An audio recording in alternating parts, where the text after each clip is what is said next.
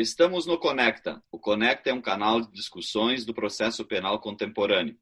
Compartilhe conhecimento pelo Conecta. Sou Nereu José Giacomoli, doutor em Direito, professor da Escola de Direito da PUC do Rio Grande do Sul e advogado. Me acompanham o professor Marcos Eberhard, também professor da PUC do Rio Grande do Sul e advogado. Hoje discutiremos sobre o Acordo de Não Persecução Penal, mais precisamente a sua aplicabilidade nos crimes eleitorais. Temos a grande satisfação e alegria de termos conosco a professora doutora Flaviane de Magalhães Barros Bolzan de Moraes, que é professora da Universidade Federal de Ouro Preto, Minas Gerais, e também da Pontifícia Universidade Católica de Minas Gerais. Além de professora e jurista de renome nacional e internacional, a professora Flaviane também participa do comitê da área da CAPES. Então, professora Flaviane está com a palavra. Oi, Nereu, muito obrigada. Olá, Marcos. É um prazer falar com vocês. Fico muito feliz em participar de mais uma iniciativa do processo penal, que quer difundir o processo penal através de podcast. Eu tenho muita alegria de testar isso também nas minhas atividades, mas fico muito feliz de participar do podcast dos amigos, em especial porque vocês dois eu os considero amigos. Na hora que o Nereu fez esse tanto de fala aí da professora doutora, eu fiquei até assustada, porque, na verdade, eu acho que esse é o momento da gente discutir coisas importantes, mas eu vou buscar trabalhar de uma forma mais acessível para que todo mundo que ainda não entenda tanto de processo penal possa, né, compreender o que a gente está falando. A lei anticrime, que iniciou sua vigência tem muito pouco tempo, né, ela introduziu o acordo de não persecução. E eu acho que o acordo de não persecução ele tem um papel na política judiciária que é justamente de desidratar o processo penal, usando um termo muito caro ao professor Fauzi Hassan Shuker, que é um grande amigo nosso, né? Que diz que nós estamos num momento em que o sistema de justiça criminal ele não comporta mais todas as situações que, porventura, ele é demandado e que a gente, então, precisa estrategicamente, legitimamente, e a legitimidade me parece que é do Poder Legislativo, né, como foi feito na lei anticrime, escolher aquilo que a gente quer punir, aquilo que a gente quer investigar bem, processar bem, para que a gente tenha a melhor qualidade no processo penal.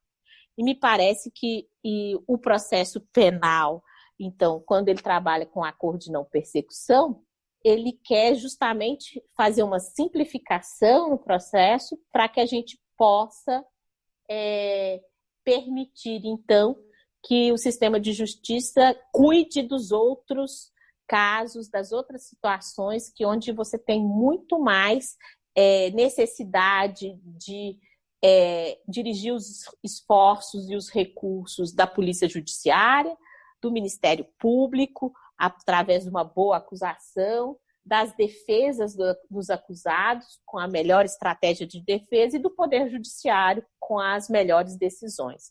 Então, é esse caminho que me parece que era interessante a gente trilhar aqui hoje. Não sei se você e Marcos, Nereu, concordam comigo. Sim, Flaviane. Sim.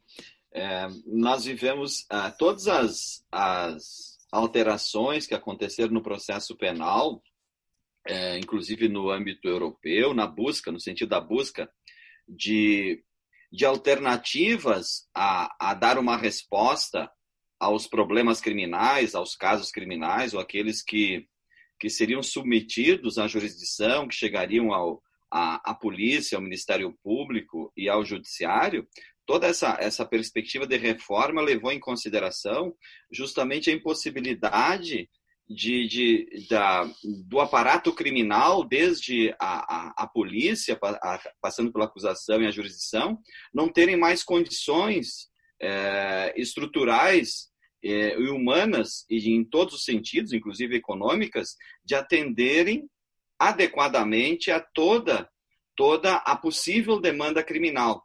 Então, esses sistemas processuais buscaram alternativas para dar uma resposta, para não ficar ausente, então o Estado não ficar ausente de dar uma resposta, mas, por outro lado, também dar uma resposta adequada. E o acordo de não persecução penal, ele se situa dentro desse âmbito maior de buscar dar uma resposta criminal, o Estado estar presente, mas dar uma resposta penal diferenciada daquela costumeiramente que dá através de uma sentença. Eu fiz uma pesquisa no Código Eleitoral sobre os tipos penais eleitorais. E de todos os tipos que estão lá explicitados na lei eleitoral, né, eu percebi que 22, na verdade 22 ou 23 tipos penais, depende de uma interpretação aí, eles cabem o acordo de não persecução. E então, acho que o momento oportuno é agora, né, porque nós estamos já às vésperas desse importante momento da vida democrática do país, que é o processo eleitoral, né, que vai se iniciar nas eleições municipais, e é importante a gente pensar um pouquinho se o acordo de não persecução ele aplicaria ao processo eleitoral. Então, assim, acho que a primeira questão tem um número muito grande de tipos penais ali que abarcaria, e me parece que seria importante a gente fazer uma atuação com essa escolha no processo penal de usar o acordo de não persecução na justiça eleitoral. Né? Da mesma forma, é claro que com nuances, porque vai ser o juiz eleitoral que vai fazer a homologação do acordo e não o juiz da vara criminal, porque a competência, né, para julgar os crimes eleitorais é do juiz eleitoral, né? Da mesma forma que já acontece nos casos de transação penal, né? Onde você aplicaria a Lei 9.099 no âmbito da justiça eleitoral. Mas eu tenho me debatido com uma questão junto aos meus alunos, nas disciplinas do mestrado e do doutorado, eu tenho debatido um pouco isso, quais seriam as condições. E em especial, né, nós temos uma questão que tem sido chamada muita atenção por todos que analisam o acordo de não persecução, que é justamente a hipótese do inciso 5 do artigo 28A do Código Penal, com a redação dada pela Lei Anticrime, que fala que você pode definir uma condição, né, diversa das que estão nos incisos anteriores, né, que é reparar o dano, renunciar a bens e direitos, prestar serviço à comunidade, pagar a prestação pecuniária, que no caso da prestação pecuniária e de reparar o dano no âmbito do crime eleitoral, e a gente tem uma questão aí, porque o crime eleitoral ele não afeta uma vítima individual específica, não é? Então a gente teria que tratar essa questão da reparação do dano no âmbito muito maior de, por exemplo, direcionar esses recursos, do mesmo jeito que nós fazemos, por exemplo, em crimes ambientais, a uma reparação indireta do dano. Quem sabe, por exemplo, apoiando projetos educacionais para inserir a educação eleitoral nas escolas, instituições, coletivos que trabalham a questão da democracia e das eleições representativas, que não tenham vínculo, obviamente, partidário, né, para poder a gente garantir, então, que esses danos sejam reparados e que a gente tenha também uma prestação de serviço à comunidade focada na discussão do problema, né, que a gente estaria tratando, que é o problema eleitoral, são condutas típicas no âmbito eleitoral. Mas o meu maior problema, discussão, seria na hora que for fazer essa outra condição indicada pelo Ministério Público, que se sugira que a inelegibilidade como a condicionante do acordo de não persecução. Eu acho que esse talvez é o tema que que me parece muito caro. E aí eu acho que numa visão constitucional, eu parto do princípio que direitos políticos são direitos fundamentais, né? Então, se a gente for retirar direitos políticos das pessoas, eu preferiria, e eu acho que é o mais importante, é que a gente tivesse garantido o devido processo legal. E me parece que a ineligibilidade, ela não pode ser nos mesmos limites e nas iguais proporções daquilo que está previsto no próprio Código Eleitoral, que é pelo prazo de até 8 anos. Porque senão você vai ter a mesma sanção do devido processo antecipada ou até muitas vezes mais gravosa do que a situação que o acusado teria nesse crime eleitoral.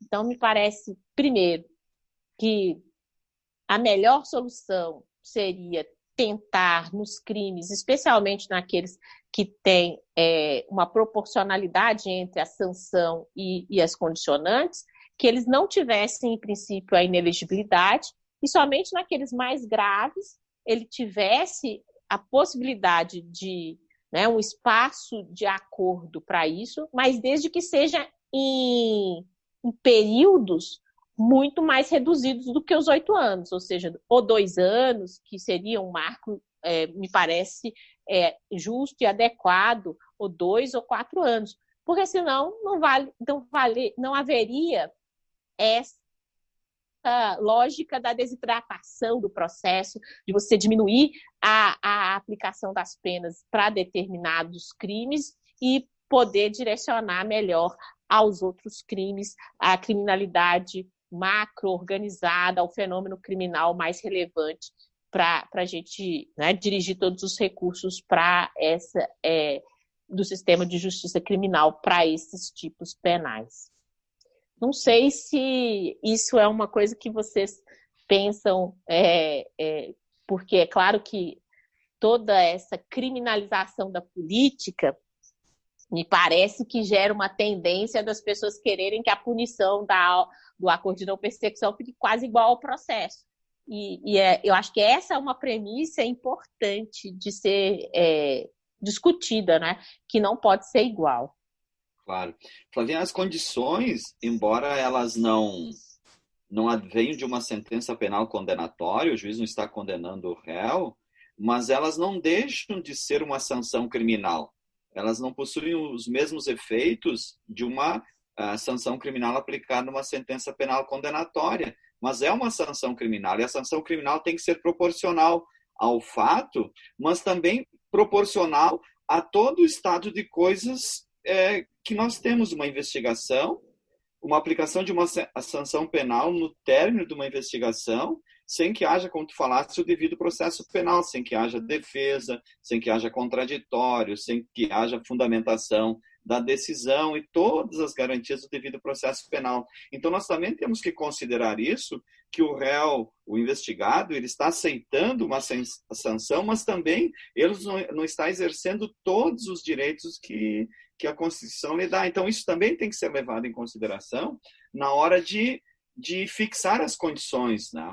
E como tu falaste, eu acho que também a inelegibilidade é um direito político, é um direito fundamental, porque é vinculado à política, que é um direito fundamental. E mais do que isso, né, Nereu e Flaviane, essa pena é uma pena principal nesse tipo de repercussão, na natureza desse crime. O que significa dizer que, apesar do legislador não ter criado algo específico para os crimes eleitorais, ele também não vedou.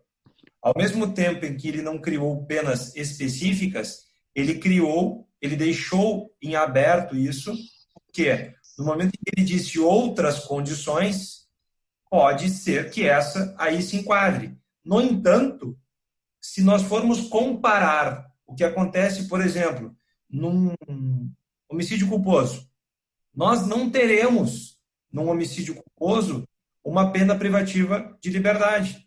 E nós, nem enquanto teremos num acordo, não teria sentido nenhum um acordo, nós temos o sujeito cumprindo um acordo com a cláusula de prestar serviço à comunidade por 3 anos e meio, porque isso seria a mesma coisa que se condenado fosse.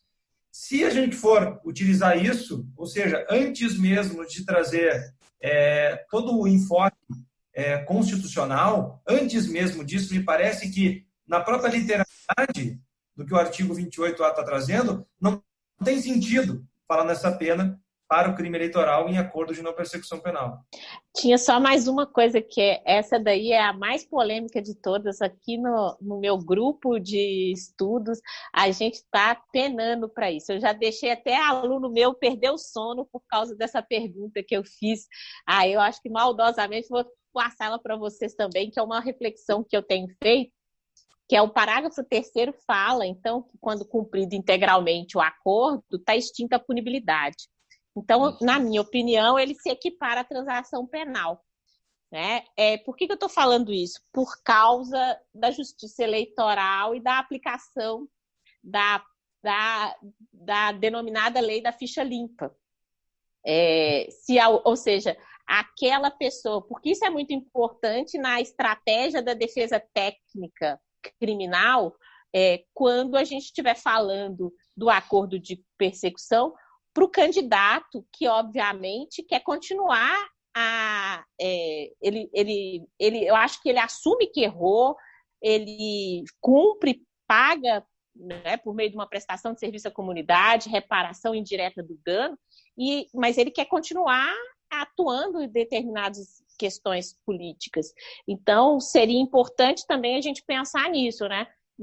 Como a gente tem a decisão do ministro Toffoli, quando ele atuava no Tribunal Superior Eleitoral, que fala da não aplicação da ficha limpa no âmbito dos tipos que são objetos de transação, eu logicamente seguiria essa mesma análise, né? Que seria, então, a transação penal e o acordo de não persecução, como extingue a punibilidade, eles não podem ser entendidos como rubricas, vamos dizer assim, para uma ficha suja. Né? Mas acho que esse de todos é um dos temas mais aflitivos, que não é só de processo penal, né? É direito constitucional, é direito eleitoral que a gente está falando. Então, mas que me agrada muito pensar nisso, porque eu acho que todo advogado que trabalha precisa de fazer estratégias de defesa. Então, ele tem que pensar todos os cenários, e esse é um ponto importante numa construção de uma estratégia defensiva, né, no âmbito do processo penal eleitoral. Não há um juízo condenatório. Estou pensando alto, tá, Flaviane? Não há um juízo condenatório. Extingue a punibilidade. Então, é como se houvesse uma extinção da pretensão punitiva, né, com todos os seus efeitos. Ou seja, nenhum efeito penal advindo disso, né? Pelo menos os penais, né? Pelo menos os penais, né? Mas, claro, é um tema bastante polêmico. Praticamente na justiça eleitoral, quase todos os tipos penais, então, vão ser objeto de acordo de não persecução penal. É possível, né? Isso não significa que vai haver em todos, né? Porque, além da pena, o réu tem que cumprir o caso, a investigação, o réu tem que satisfazer outros requisitos, né?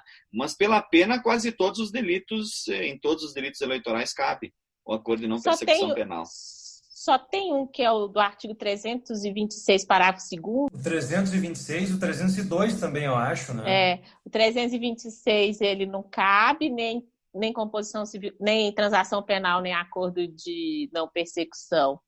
E o lá na frente, tem que olhar aqui na minha tabelinha, o 302.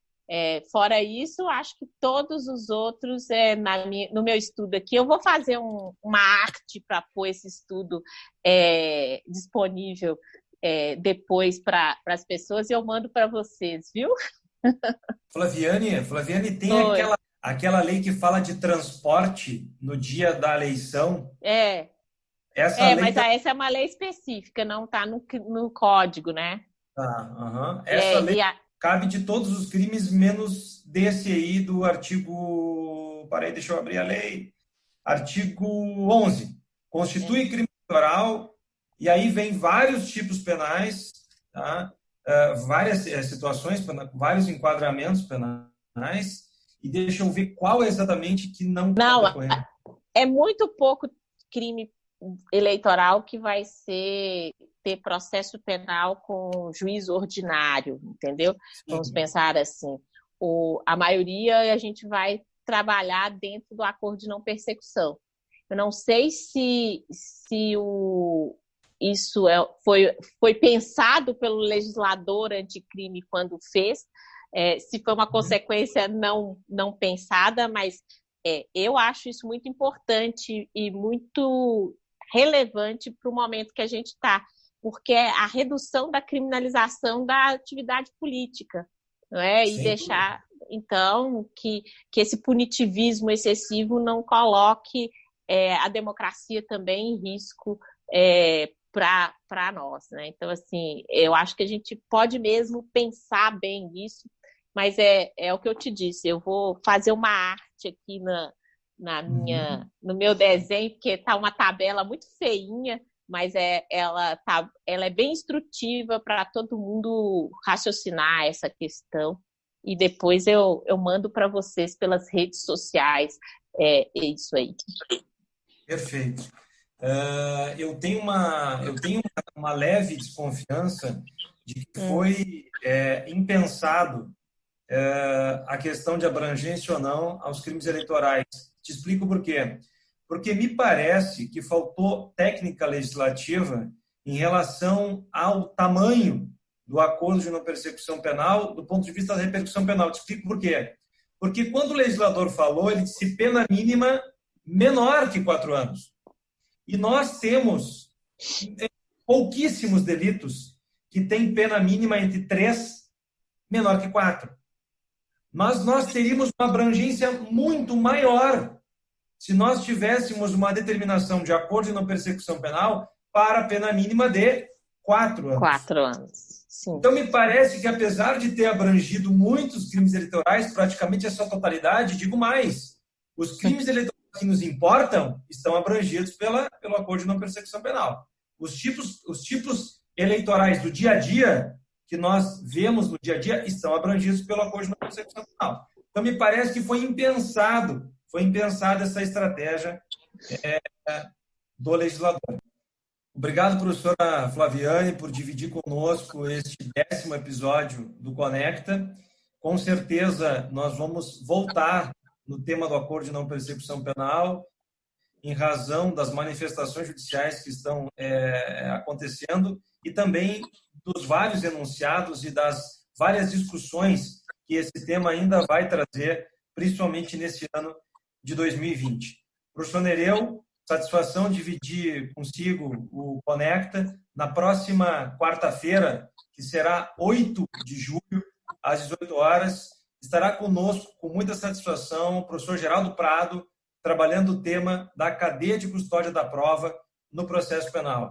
Mais uma vez, obrigado, professora Flaviane, obrigado a todos que estão conosco. Fique com o Conecta, processo penal em debate.